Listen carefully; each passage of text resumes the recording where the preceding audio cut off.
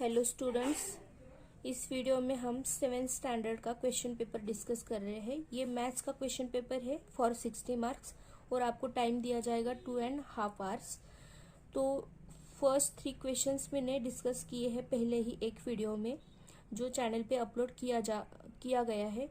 तो आपको इस वीडियो के डिस्क्रिप्शन बॉक्स में 7th स्टैंडर्ड मैथ्स की प्लेलिस्ट की लिंक मिल जाएगी। आप उस लिंक पे जाओ, वहाँ पे आपको 7th स्टैंडर्ड के लिए जो भी मैंने वीडियोस अपलोड किए हैं, क्वेश्चन पेपर या जो भी सिखाया है, टॉपिक्स या प्रैक्टिस सेट जो भी है, वो आपको सारा उस 7th स्टैंडर्ड के प्लेलिस्ट में मिल जाएगा। तो अब हम स्टार्ट करते हैं। Question 4A, solve any following examples बोला है। एनी 7 फॉर 14 मार्क्स, ठीक है, यानी कि each question is for 2 marks, ठीक है। तो फर्स्ट क्वेश्चन क्या है, right the measures of the supplement of the angle. तो अभी मैंने बताया था पिछले एग्जाम्पल्स मतलब क्वेश्चंस में कि सप्लीमेंट्री एंगल्स किसको बोलते हैं हम। सप्लीमेंट्री एंगल्स जब एंगल का सम 180 डिग्री होता है तो उनको हम क्या बोलते हैं, सप्लीमेंट्री एंगल्स, ठीक है। तो अगर measure of the supplement of the angle find करने के लिए बोला है, अगर आपका एक एंगल 120 डिग्री है तो दूसरा एंगल कितना होगा, ये आपको फाइंड करना है। तो दो एंगल सप्लीमेंट्री एंगल होते हैं, ऐसा हम कब बोलते हैं, जब उनका सम 180 डिग्री आएगा। तो उसमें से एक आपको दिया है 120, तो दूसरा कितना होना चाहिए। तो दूसरा एंगल निकालने के लिए आपको क्या करना पड़ेगा, 180 से 120 को माइनस करना पड़ेगा। तो कितने आएगा, 60 डिग्री। तो इसका सप्लीमेंट्री एंगल का मेजर कितना आया, 60 डिग्री, ठीक है। यहाँ पे देखो 85 डिग्री का सप्लीमेंट ऑफ दिस एंगल पूछा है, right the measure of the supplement of this angle. तो 85 डिग्री ये वाला एंगल है, तो बचा हुआ एंगल निकालने के लिए हमें क्या करना पड़ेगा, 180 से 85 को माइनस करना पड़ेगा। कितना आएगा, 95 डिग्री। तो ये होगा आपका supplement of this angle. 85 degree का सप्लीमेंट क्या होगा, 95 डिग्री, क्योंकि इन दोनों का सम 180 डिग्री आना चाहिए, ठीक है। इसलिए मैंने क्या किया, 180 से माइनस किया ये जो मेजर दिया है इसको। नेक्स्ट क्वेश्चन क्या है, question 2, the perimeter of a rectangle is 64 centimetre if its length is 17 centimetre, what is it's breadth. तो देखो रेक्टेंगल बोला है, तो पहले तो डायग्राम निकालो। जब भी आपको इस तरह के क्वेश्चंस आते हैं, फर्स्ट क्या करना है, आपको डायग्राम निकाल लेना है, क्योंकि जब डायग्राम आप निकाल लेते हो तो आपको समझने में ईजी जाता है, पूरा करने में, आगे का सॉल्यूशन फाइंड करने में ईजी रहता है ये डायग्राम निकाल के, ठीक है। क्या बोला है, द पेरीमीटर ऑफ रेक्टेंगल। तो पेरीमीटर का फॉर्मूला क्या होता है, ये यल है, लेंथ के लिए यल ले लेंगे हम, ब्रेड्थ के लिए हम क्या लेंगे, बी, ठीक है। Perimeter of a rectangle is equal to क्या होता है, 2 into in bracket length plus breadth.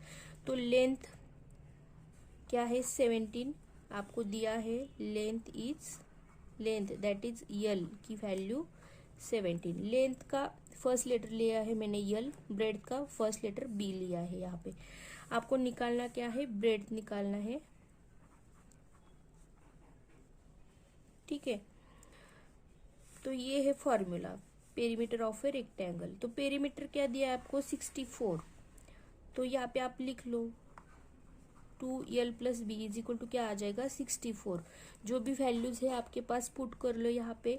2 into length की वैल्यू क्या है, 17 plus b is equal to 64। तो ये 2 हमें वैल्यू किसकी निकालनी है, बी की, ब्रेड्थ की वैल्यू निकालनी है। तो आप पूरे सारे नंबर इस साइड लेके जाओ, एक एक नंबर। तो 2 को पहले लेके जाओ, ब्रैकेट के बाहर जो भी नंबर है, 2 यहाँ पे क्या कर रहा है, ब्रैकेट को मल्टीप्लाई, तो इस साइड जाके क्या करेगा, डिवाइड करेगा, ठीक है। तो 64 डिवाइडेड बाय 2 क्या आ जाएगा, 2 3 जा 6, 2 2 जा 4। तो क्या आ गया ये, 17 plus b is equal to 32। अभी हमें बी की वैल्यू चाहिए, तो आप क्या करो, इस 17 को इस साइड लेके जाओ, तो क्या हो जाएगा, 17 इस साइड जाके माइनस हो जाएगा। तो -17, बी की वैल्यू क्या आ जाएगी, 32 माइनस 17 कितना आ जाएगा, 15, ठीक है। बी की वैल्यू क्या आ गई 15। तो आपको पूछा क्या था यहाँ पे, व्हाट इज इट्स ब्रेड्थ, तो 15 और यूनिट लिखना नहीं भूलना है। क्या दिया है सेंटीमीटर, तो 15 centimetre. Rectangle is 64 centimetre square. देखो सॉरी 64 सेंटीमीटर। पेरीमीटर का जो यूनिट होता है वो सेंटीमीटर होता है। जब एरिया आपको देते हैं तो उसका यूनिट क्या होता है, स्क्वायर में होता है, ठीक है। तो perimeter of rectangle is 64 centimetre, length is 17 centimetre, तो ब्रेड्थ कितना आएगा 15 सेंटीमीटर, ठीक है, 15 सेंटीमीटर। क्वेश्चन थर्ड क्या है, find the area of the circle with radius 7 centimetre. तो देखो फॉर्मूला क्या होता है एरिया ऑफ सर्कल का, area of the circle is equal to pi r square. Pi की वैल्यू क्या होती है आपकी 22 डिवाइडेड बाई 7। तो वैल्यूज पुट कर लो, एरिया आपको फाइंड करना है, रेडियस क्या दी है आपको r is equal to 7 centimetre, ठीक है। तो वैल्यू पुट कर लो, पाई की वैल्यू है 22/7, आर स्क्वेयर मतलब आर इंटू आर, ठीक है, आर स्क्वेयर। तो डायरेक्टली ले लेती हूँ मैं यहाँ पे 7 और उसका स्क्वेयर। तो यहाँ पे एक 7 है, यहाँ पे 7 इंटू 7, 7 स्क्वेयर मतलब किस तरह से लिखते हो आप, कंफ्यूज नहीं होना है। यहाँ पे 7 स्क्वेयर मतलब 2 बार 7 का मल्टीप्लीकेशन होता है, राइट। तो यहाँ 7 डिनोमिनेटर में है, यहाँ पे ये 7 जो है वो सारे इस तरह से जो होते हैं ना वो न्यूमरेटर को मल्टीप्लाई करते हैं, ठीक है। तो 7 इंटू 7 डिवाइडेड बाई 7। तो देखो अब ये 7 1 जा 7, 7 1 जा 7, ये 7 कैंसिल हो गया। 22 इंटू 7 क्या आ जाएगा, 22 इंटू 7 154। अब एरिया जो होता है ना वो उसका यूनिट स्क्वायर में होता है। तो रेडियस क्या दी थी सेंटीमीटर, तो यहाँ पे आएगा सेंटीमीटर, और एरिया क्या होता है स्क्वायर में, मतलब सेंटीमीटर स्क्वायर, इस तरह से आपका यूनिट आएगा एरिया का, ठीक है। तो थर्ड का आंसर क्या आया यहाँ पे 154 सेंटीमीटर स्क्वायर। फोर्थ क्वेश्चन देखो, a plus 30 degree and 2a degree are the measure of two supplementary angles. देखो सप्लीमेंट्री और कॉम्प्लीमेंट्री एंगल्स पे कितने सारे क्वेश्चंस आए हैं, ठीक है। तो आपका ये अगर कॉन्सेप्ट मतलब जस्ट आपको पता होना चाहिए कि सप्लीमेंट्री एंगल जो होते हैं उनका सम 180 डिग्री होता है और कॉम्प्लीमेंट्री एंगल्स जो होते हैं उनका सम 90 डिग्री होता है। इतना ही आपको पता होना चाहिए, तो आपके इतने सारे क्वेश्चन सॉल्व हो जाएंगे उसी बेस पे, ठीक है। तो क्या दिया है आपको, 2 एंगल्स दिए, बोला है ये 2 एंगल्स सप्लीमेंट्री एंगल्स है, what is the measure of each angle बोला है, ठीक है। तो आपको 2 एंगल से a plus 30 degree and 2a degree are supplementary angles. मतलब हम किस तरह से ये लिखेंगे आंसर, इस पहले तो ये स्टेटमेंट लिखना है आपको, a plus 30 degree and 2a degree are the supplementary angles. तो सप्लीमेंट्री एंगल का मेजर क्या होता है 180 degree, therefore sum of these angles is 180 degree, ठीक है। क्योंकि सप्लीमेंट्री एंगल जो होते हैं उनका सम मतलब एडिशन क्या होता है 180 डिग्री।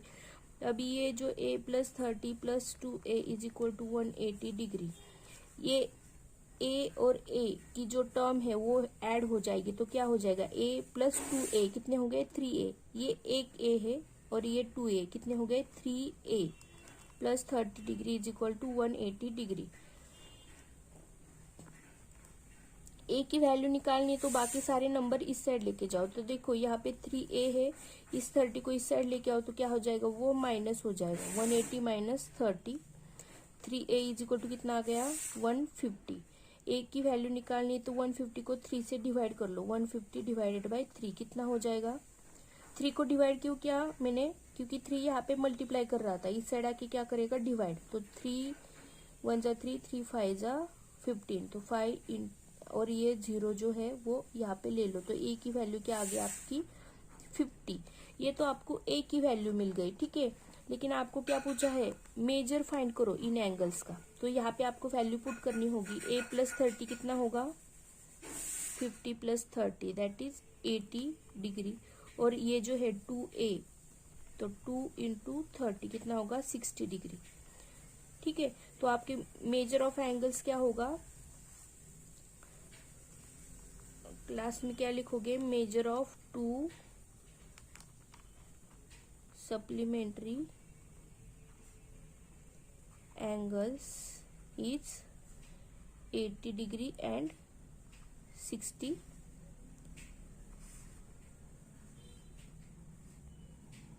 वन मिनट, कुछ तो गड़बड़ हुई है,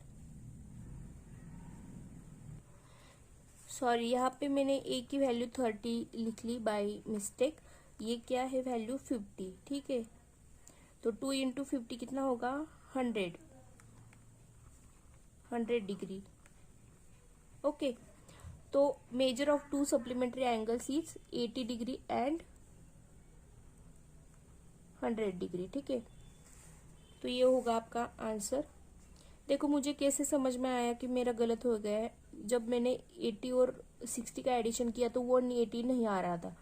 आपके ये दोनों एंगल सप्लीमेंट्री है, राइट, तो इनका जब आप एडिशन करते हो तो वो कितना आना चाहिए 180 डिग्री, तब समझ लो कि आपका आंसर करेक्ट आया है। ठीक है, तो इस तरह से आप क्रॉस चेक कर सकते हो। ये 4th क्वेश्चन हुआ। 5th क्वेश्चन क्या है देखो, 100 डिवाइडेड बाय -20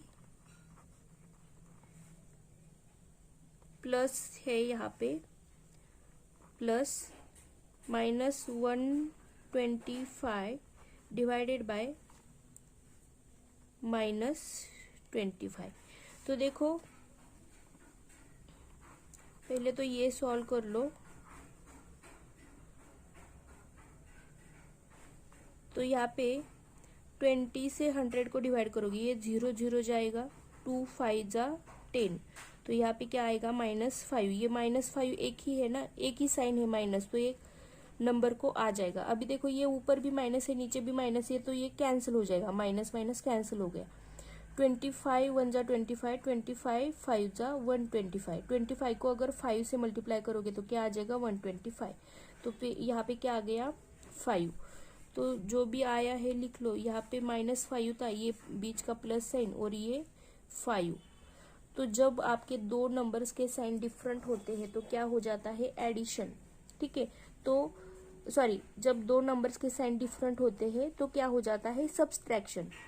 इसका साइन प्लस है, इसका साइन माइनस है, तो क्या होगा सब्सट्रैक्शन। 5 में से 5 गए, बचे 0, 0 को कोई साइन नहीं देना होता। ठीक है, तो ये आपका इसका आंसर क्या आया है आपका 0। ठीक से डिवाइड करना है आपको, आप 7th में हो, मैं समझती हूँ आपको ये डिवाइड करना आता है। अगर आपको डायरेक्टली 25 से डिवाइड करना नहीं आ रहा है तो आप 5 से डिवाइड कर सकते हो धीरे धीरे। मतलब कैसे करोगे, देखो वो ऊपर 125 है, नीचे 25 है, अगर 5 से डिवाइड करोगे तो 5 5 जा 25, यहाँ पे क्या आएगा 5 2 जा 10, बचा 2, 2 पे आया 5, मतलब 25 हो गए, तो 5 5 जा 25। अभी फिर से 5 से डिवाइड कर सकते हो, 5 1 जा 5, ये 5 इंटू 5 25, तो ये 5 आ जाएगा यहाँ पे। ठीक है, डिवीजन करना ठीक से सीख लो। नेक्स्ट क्वेश्चन क्या है, 6th question, find the area of and perimeter of square whose side is 6 centimetre. तो मैंने क्या बोला आपको, डायग्राम निकाल लो, क्योंकि आपको डायग्राम निकाल के सॉल्यूशन फाइंड करना इजी जाएगा। ठीक है, स्क्वायर बोला है, स्क्वायर के सारे साइड्स इक्वल होते हैं। ठीक है, तो बोला यहाँ पे दिया भी है square whose side is 6 centimetre, मतलब ईच साइड इज 6 सेंटीमीटर। ठीक है, अब क्या बोला है, एरिया फाइंड करो और पेरीमीटर फाइंड करो बोला है। ये फाइंड करने के लिए आपको फॉर्मूले आनी चाहिए। पेरीमीटर के लिए क्या बोला था मैंने आपको, हर साइड का लेंथ जो है वो ऐड करना है बस, मतलब उनका सम ले लेना है। तो पेरीमीटर ऑफ स्क्वायर क्या होता है 4a, और एरिया ऑफ स्क्वायर क्या होता है a स्क्वायर, मतलब साइड स्क्वायर। अभी यहाँ पे मैंने साइड मतलब a समझ लो आप, या फिर 4 इंटू साइड भी लिख सकते हो, कंफ्यूजन ना हो इसलिए मैं फिर से साइड में लिखती हूँ। ठीक है, यहाँ पे क्या होता है साइड का स्क्वायर, और ये 4 इंटू साइड। ए जो लिखा था ना मैंने वो साइड के लिए लिखा था, मतलब आपकी कोई साइड है ए करके, ठीक है, जिसकी लेंथ ए है, इस तरह से। अभी आपको यहाँ पे पता है आपकी साइड की लेंथ क्या है, 6 सेंटीमीटर, राइट। तो एरिया क्या आ जाएगा, 6 का स्क्वायर, 6 का स्क्वायर कितना होता है, 36 सेंटीमीटर दिया है। यूनिट लिखना नहीं भूलना है, अगर आप यहाँ पे यूनिट नहीं लिखोगे तो यहीं पे आपका आधा मार्क कट हो जाएगा, ठीक है। तो एरिया जो होता है वो स्क्वायर में होता है, मतलब सेंटीमीटर का स्क्वायर, इस तरह से। और पेरीमीटर कैसे निकालोगे, 4 इंटू साइड, साइड क्या है 6, तो 4 6 जा 24। और पेरीमीटर का यूनिट, लेंथ का यूनिट जो होता है वही होता है, मतलब सेंटीमीटर में लिखना है आपको पेरीमीटर, बस एरिया जो होता है ना उसका यूनिट सेंटीमीटर स्क्वायर होता है। तो इस तरह से आपको एरिया मिल गया है 36 सेंटीमीटर स्क्वायर, और पेरीमीटर क्या मिल गया आपको, 24 सेंटीमीटर। ओके, नेक्स्ट क्वेश्चन क्या है,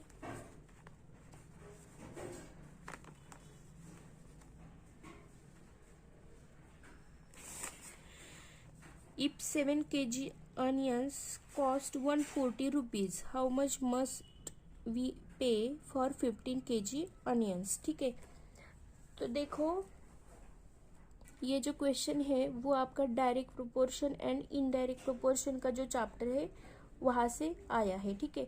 तो डायरेक्ट प्रोपोर्शन मतलब क्या होता है, डायरेक्ट प्रोपोर्शन जब आप कि एक, मतलब दो चीजें होती है, मतलब यहाँ पे क्या है, अनियन एंड उसका कॉस्ट। जब अनियन की वैल्यू बढ़ती है, मतलब अनियन आप 7 केजी ले रहे हो, जब आप उसकी ज्यादा केजी लोगे, मतलब 7 की जगह आप 15 केजी लोगे तो प्राइस बढ़ेगी। मतलब जब एक चीज बढ़ती है तो दूसरी भी चीज बढ़ जाती है, ठीक है। जो दो क्वांटिटी होती है आपकी, दो जो क्वांटिटीज होती है उनमें क्या रिलेशन होता है, अगर एक बढ़ेगी दूसरी भी बढ़ जाएगी, अगर एक घटेगी तो दूसरी भी घट जाएगी, ठीक है। ये होता है डायरेक्ट प्रोपोर्शन। और इनडायरेक्ट प्रोपोर्शन क्या होता है, इनडायरेक्ट प्रोपोर्शन मतलब क्या होता है, जब एक की वैल्यू बढ़ती है तो दूसरी की वैल्यू घटती है, ठीक है। और जब एक की वैल्यू घटती है तो दूसरी की वैल्यू बढ़ती है, ये होता है इनडायरेक्ट प्रोपोर्शन। और डायरेक्ट प्रोपोर्शन में दोनों साथ साथ चलते हैं, मतलब एक बढ़ेगा तो दूसरा भी बढ़ जाएगा, अगर एक घटेगा तो दूसरा भी घट जाएगा, इस तरह से। तो 7th क्वेश्चन जो है उसका आंसर आप किस तरह से फाइंड कर सकते हो, देखो डायरेक्ट प्रोपोर्शन में क्या याद रखना है, मैं आपको ट्रिक बताती हूँ, ठीक है।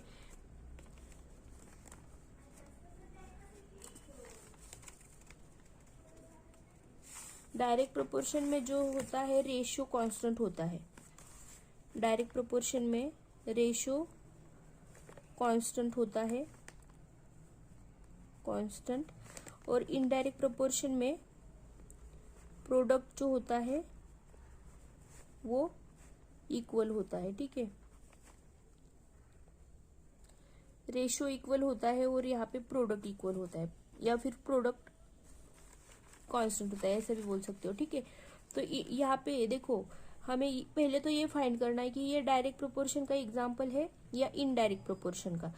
तो मुझे बताओ, अगर 7 kg अनियंस 140 रुपीज में आ रहे, ठीक है, 140 रुपीज में, अगर आप 15 kg लोगे तो प्राइस आपको ज्यादा पैसे देने होंगे या कम पैसे देने होंगे। अगर 7 kg के लिए आप 140 रुपीज दे रहे हो तो 15 kg के लिए आपको ज्यादा पैसे देने होंगे, डायरेक्टली ज्यादा पैसे देने होंगे, ठीक है। तो ये कौन सा एग्जाम्पल हुआ, जब आपकी एक वैल्यू बढ़ती है, मतलब आपके केजी बढ़े, 7 kg से 15 kg हो गया, ठीक है, प्लस हो गया, मतलब वैल्यू बढ़ गई, तो ये पैसे भी बढ़ जाएंगे। तो ये कौन सा एग्जाम्पल है, डायरेक्ट प्रोपोर्शन का, डायरेक्ट प्रोपोर्शन का एग्जाम्पल है, ठीक है। तो डायरेक्ट प्रोपोर्शन में क्या होता है, रेशो कांस्टेंट होता है, ठीक है। किसका रेशो, यहाँ पे केजी कितना दिया था, मतलब वेट इन केजी, 7 था जो 15 होगा, और रुपीज़ कितने होंगे, 140 रुपीज़ है, वो कितने होंगे हमें पता नहीं है। ठीक है, तो हमें क्या करना है, रेशो कांस्टेंट होता है डायरेक्ट प्रोपोर्शन में, ये याद रखना है आपको। तो रेशो लेना है, इस तरफ वेट का रेशो ले लो और इस साइड पैसों का रेशो ले लो। ठीक है, तो देखो जब 7 वेट का रेशो मतलब 7 है फर्स्ट वैल्यू, उसके बाद 15 होगी, तो पैसे पहले कितने थे 140, और उसके बाद होंगे x, वैल्यू x हो जाएगी। अब ये फाइंड करना है तो क्या करना पड़ेगा, क्रॉस मल्टीप्लिकेशन, x को 7 से मल्टीप्लाई कर लो और 15 को 140 से मल्टीप्लाई कर लो। ठीक है, x की वैल्यू फाइंड करनी है तो 7 को इस साइड लेके आओ, 7 इस साइड आके क्या करेगा, डिवाइड करेगा। यहाँ पे मल्टीप्लाई कर रहा है, इस साइड करेगा डिवाइड। ठीक है, 7, तो देखो यहाँ पे क्या हो जाएगा, जब ऊपर दोनों नंबर के बीच में मल्टीप्लिकेशन का साइन है तो आप डायरेक्टली डिवाइड कर सकते हो, ये बात समझ लो। यहाँ पे जब ऊपर मल्टीप्लिकेशन का साइन है दोनों नंबर्स के बीच में, तो किसी भी एक नंबर को डायरेक्ट डिवाइड कर सकते हो। लेकिन अगर ऐसा है 140 प्लस 15 डिवाइडेड बाय 7, अगर यहाँ पे प्लस या माइनस साइन है तो आप डायरेक्टली किसी एक नंबर को डिवाइड नहीं कर सकते। ठीक है, ये चीज आपको याद रखनी है। तो यहाँ पे आप डिवाइड कर सकते हो, यहाँ पे मल्टीप्लिकेशन का साइन है दोनों के बीच में, तो डिवाइड कर लो, 7 1 जा 7, 7 2 जा 14, और ये 0 है वो एज इट इज। तो x की वैल्यू क्या आ जाएगी, 20 इंटू 15, मल्टीप्लाई कर लो, 15 0 0, 15 2 जा 30, तो 300 आपकी वैल्यू क्या आ जाएगी। तो आपको लिखना है लास्ट में, we have to pay 300 rupees for 15 kg onions। ठीक है, कंफ्यूज ना हो यहाँ पे, अगर आपको कंफ्यूजन हुआ भी है थोड़ा रिपीट करके ये वीडियो आप देख लो। डायरेक्ट प्रोपोर्शन में एक चीज बढ़ती है तो दूसरी भी चीज क्या हो जाती है, बढ़ जाती है, एक घटती है तो दूसरी भी घट जाती है। वहां पे क्या होता है, रेशो कांस्टेंट होता है। किसका रेशो, वेट का रेशो लेना है और पैसों का रेशो लेना है, मतलब जो भी दो चीजें दी गई है उनका रेशो लेना है। रेशो मतलब डिवीजन लेना है आपको। ठीक है, तो वेट क्या था पहले 7 kg था, वो हो गया 50 kg, और यहाँ पे रुपीज कितने थे 140, वो कितने होंगे पता नहीं, तो यहाँ पे हमने x ले लिया। तो अब यहाँ पे क्या लेंगे हम, वेट का रेशो इक्वल टू रुपीज का रेशो। ठीक है, रेशो कांस्टेंट होता है, मतलब इनका जो भी वैल्यू आएगा वो एक ही आएगा, इसलिए हमने इनको इक्वल ले लिया। ठीक है, यहाँ पे 7/15 और 140/x किया और ये पूरा सॉल्व कर लिया, तो आपको आंसर क्या मिला, 300 रुपीज, इस तरह से। तो ये होगा आपका 7th क्वेश्चन का answer.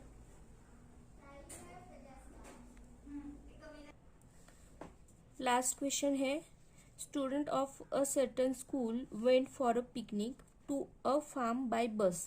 Here are some of their experiences, say whether the quantities in each are in direct और इन इनवर्स प्रोपोर्शन। देखो अभी हमने डायरेक्ट और इनडायरेक्ट प्रोपोर्शन का एग्जाम्पल लिया, वही है यहाँ पे। Each student paid 60 rupees for the expenses. Okay, हर एक स्टूडेंट ने कितने रुपए दिए हैं, 60 रुपीज। अब अगर यहाँ पे बोला है as there were 45 students rupees were collected dash dash, और had there been 50 students dash dash rupees would have been collected. The number of students and money collected are in dash dash proportion. तो यहाँ पे देखो, अगर 2 student जा रहे हैं, एक स्टूडेंट जा रहा है 60 रुपीज देगा, 2 स्टूडेंट जा रहे तो 60 इंटू 2 करना पड़ेगा, राइट। अगर 10 स्टूडेंट जा रहे तो 60 इंटू 10 करना पड़ेगा, मतलब कितने रुपए देने पड़ेंगे टोटल बच्चों को। तो यहाँ पे क्या हो रहा है, जिस तरह से स्टूडेंट्स जो है, जैसे स्टूडेंट्स की वैल्यू बढ़ रही है तो पैसे जो खर्चा है रुपीज फॉर द एक्सपेंसेस वो भी बढ़ रहा है। तो इसका मतलब क्या हुआ, ये जो एग्जाम्पल है ना वो डायरेक्ट प्रोपोर्शन का एग्जाम्पल है। जब एक क्वांटिटी बढ़ती है तो दूसरी भी क्वांटिटी यहाँ पे बढ़ जाती है। ठीक है, या फिर अगर एक घट रहा है तो दूसरा भी घट जाएगा। ठीक है, तो ये the number of students number of students and money collected are in, क्या होगा ये आंसर, डायरेक्ट प्रोपोर्शन। ठीक है, तो पहले क्या बोला था यहाँ पे 45 स्टूडेंट्स अगर होंगे तो कितने रुपीज आ जाएंगे। तो देखो एक बच्चा 60 रुपए दे रहा है, राइट, तो 45 स्टूडेंट्स कितने रुपए, 45 स्टूडेंट्स के कितने पैसे आ जाएंगे। तो हमें क्या करना पड़ेगा, 45 का x आ जाएगा। ठीक है, तो ये डायरेक्ट प्रोपोर्शन का एग्जाम्पल है, इसलिए हमारा क्या होगा, रेशो कांस्टेंट। ओके, तो रेशो कांस्टेंट, किसका रेशो, स्टूडेंट्स का रेशो ले लो और रुपीज का रेशो ले लो। तो स्टूडेंट पहला एक स्टूडेंट था, अभी 45 स्टूडेंट हो गए, तो 1/45। पैसे कितने थे, 60, तो अभी कितने होंगे पता नहीं, तो यहाँ पे x ले लो, x इज इक्वल टू कितना आएगा, x इंटू 1 कर लिया क्रॉस मल्टीप्लीकेशन, और ये 60 इंटू 45। आप डायरेक्टली भी कर सकते हो, एक लड़का 60 रुपए दे रहा है तो 45 लड़के मिला के कितने रुपए देंगे, तो 45 इंटू 60, एट द एंड यही आ रहा है 45 इंटू 60। मैंने बस आपको फॉर्मूला की तरह बताया, मतलब स्टेप बाय स्टेप जिस तरह से हमने क्लास में सीखा होता है। ठीक है, जिस तरह से चैप्टर में सीखा है उसी तरह से मैंने यहाँ पे बताया कि रेशो कांस्टेंट ले लो, उस तरह से सॉल्व कर लो। तो ये कितना आ जाएगा, 45 इंटू 60, 2700 आ जाएगा। ठीक है, क्रॉस चेक कर लो, ये 2700 रुपीज। ओके, अभी 50 स्टूडेंट्स के लिए डायरेक्ट करते हैं हम। अगर एक स्टूडेंट 60 रुपए दे रहा है तो 50 स्टूडेंट्स कितने रुपए देगा, तो हमें क्या करना पड़ेगा, 50 इंटू 60। ठीक है, एक 60 रुपए दे रहा है तो दो बच्चे कितने देंगे, 2 इंटू 60 करना पड़ेगा। 10 बच्चे कितने देंगे, 10 इंटू 60 करना पड़ेगा। इस तरह से 50 बच्चे कितने देंगे, तो 50 इंटू 60 करना पड़ेगा। तो कितना आ जाएगा, 5 6 30, और ये दो जीरो जो है, तो 3000 रुपीज आ जाएगा यहाँ पे, 3000। ठीक है, आपको यहाँ पे कुछ मतलब ये पूरा सवाल आपका जो रफ वर्क होता है वहां पे करना है, यहाँ पे बस वैल्यूज लिखनी थी, तो मैंने भी ऐसा रफ की तरह किया है, ठीक से यहाँ पे नहीं लिखा है, तो आपको बस यहाँ पे वैल्यूज लिखनी है। ठीक है, तो यहाँ पे हमारा क्वेश्चन 4A जो है वो कंप्लीट होता है। वीडियो बड़ा हो गया है बहुत, तो हम यहाँ पे स्टॉप करते हैं। नेक्स्ट क्वेश्चन जो है वो हम नेक्स्ट वीडियो में डिस्कस करेंगे। Thank you.